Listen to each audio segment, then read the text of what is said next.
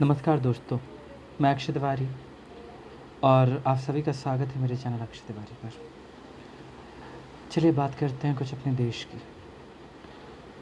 एक आम नागरिक होने के नाते अपने देश के बारे में बात करने देश की बात करना ज़रूरी है कि देश का माहौल क्या है, देश में स्थिति क्या है और हमारे देश की फ़िलहाल में परिस्थिति क्या है। आजकल टीवी देखने का तो बिल्कुल मन ही नहीं करता। टीवी खोलो, रिया, सुशांत, कंगना, आम जनता के कोई मुद्दे ही नहीं है मीडिया के पास। एक इक्का दुक्का चैनल कभी कभार कुछ बता देते हैं कि बेरोज़गारी चरम पर है, लोग बागों का रोज़गार ख़त्म होते जा रहा है और पूरा भारत भूखे मरने की कगार पे आ जा गया।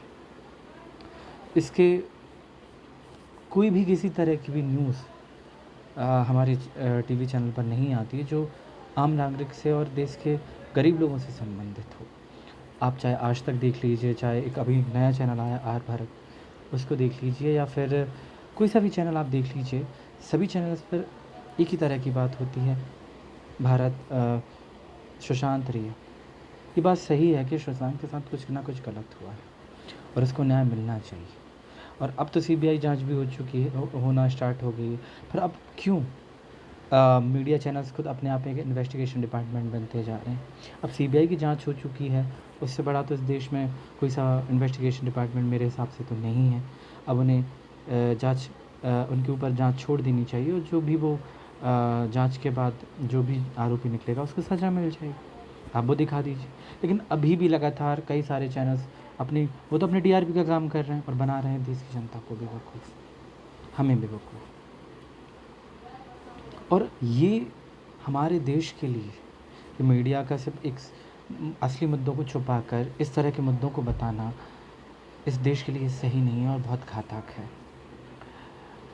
क्योंकि ऐसा कहा जाता है कि डेमोक्रेसी में जो चौथा स्तंभ होता है वो मीडिया होता है और किसी सरकार को बनाने में और गिराने में मीडिया को बहुत बड़ा हाथ होता है।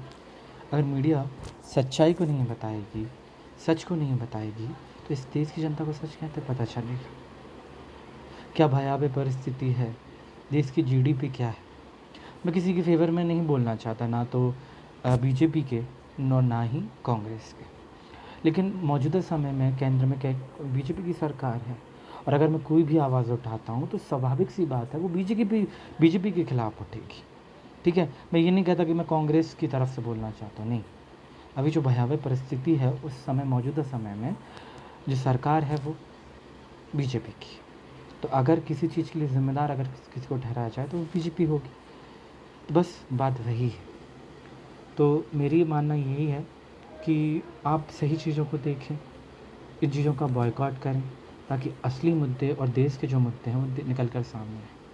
जैसे कि हम देख रहे हैं कि एक चैनल ज़रूर है एनडीटीवी इंडिया, जिस पर रवीश जी का जो प्राइम टाइम आता है वो बहुत ही अच्छा आता है। उसमें लगातार मुद्दे उठाए जाते हैं, बेरोज़गारी के, शिक्षा के और इन सभी चीज़ों के मुद्दे उठाए जाते हैं और उनका असर हमें देखने को मिलता है।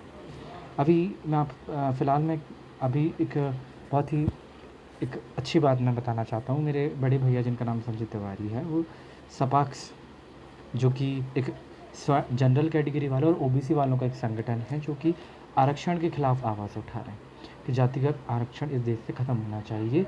उसका फ़ायदा जिनको आरक्षण मिल रहा है उन लोगों को ही नहीं मिल पा रहा है। कुछ विशेष लोग ही, कुछ जो लोग पहले से उसका फ़ायदा ले चुके हैं, वही लोग उसका फ़ायदा लगातार लेते हुए जा रहे हैं। तो उन लोगों ने कुछ दिनों पहले, करीबन 25 से 20 दिन पहले, एक ज्ञापन विदिशा जिले के कलेक्ट्रेट में सौंपा था कि रेलवे ने 4 मई 2019 को आरआरबी एनटीपीसी का फॉर्म भरवाया था, जिसका एग्ज़ाम रेलवे अभी तक कंडक्ट नहीं करा पाया है ना। लोग बागों ने एसएससी के ऊपर सवाल उठाए, लोग बागों ने हर चीज़ के ऊपर सवाल उठाए और उसके बाद जब और फिर कई जो परीक्षार्थी हैं जो परीक्षा का फॉर्म भर चुके हैं परंतु लेकिन एग्ज़ाम कंडक्ट सरकार करवा नहीं रही थी।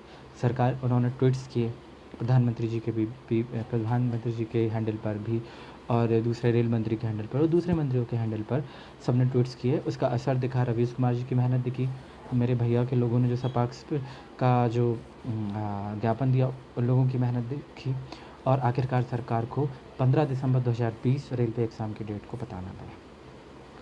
ख़ास बात ये है कि किसी चीज़ की टीआरपी हम लोग बनाते हैं, ठीक है। सुशांत केस में जो भी हो रहा है, जैसा हो रहा है, हम खुद भी चाहते हैं गुनहगारों को सज़ा मिले, पर आप 24 घंटे उसको बताओ तो वो इस देश की उन्नति और प्रगति के लिए सही नहीं है। जो मौजूदा पार्टी आपको सपने दिखा रही है उन्नति प्रगति के, अगर उसकी क्या खामियां हैं, क्या ड्रॉबैक्स हैं, क्या कमियां हैं, वही हमारे सामने नहीं आ पाएंगी, तो हम सही निर्णय कैसे ले पाएंगे अगले चुनाव में। इसलिए मेरी आपसे विनती है कि अब उन चैनल्स को देखें जो सच दिखाते हैं, जिनमें जनता के मुद्दे होते हैं, जिनमें हर चीज़ के मुद्दे होते हैं। लगातार मोदी सरकार, मैं नहीं कहता कि मोदी सरकार ने कोई काम अच्छा नहीं किया, कुछ काम अच्छे भी किए हैं तो कुछ काम बुरे भी किए हैं, और कुछ ऐसे काम भी हैं पर रोज़गार देने में असफल रही है वो। तो बस मेरा कहना यही है कि आप ऐसी चीज़ देखें जिससे आपका फ़ायदा हो, ना आप आर भारत आज तक जो लगातार एक ही चीज़ को दिखाया जा रहा है, ऐसे प्रोग्राम्स की आप टीआरपी बढ़ाएंगे, उन्हें लगेगा कि हाँ जनता ये पसंद कर रही है, जबकि ये हमारे मुद्दे नहीं है। वो हमारा मुद्दा है पर वो एक सीमा है उसकी।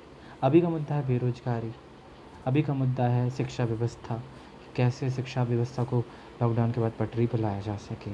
तो इन सब मुद्दों की बात हो। महिलाओं की सुरक्षा का मुद्दा भी बहुत महत्वपूर्ण है।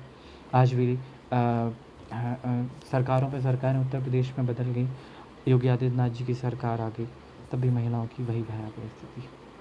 तो मुझे लगता है आप लोग इस तरफ ध्यान देंगे। जय हिंद, जय भारत।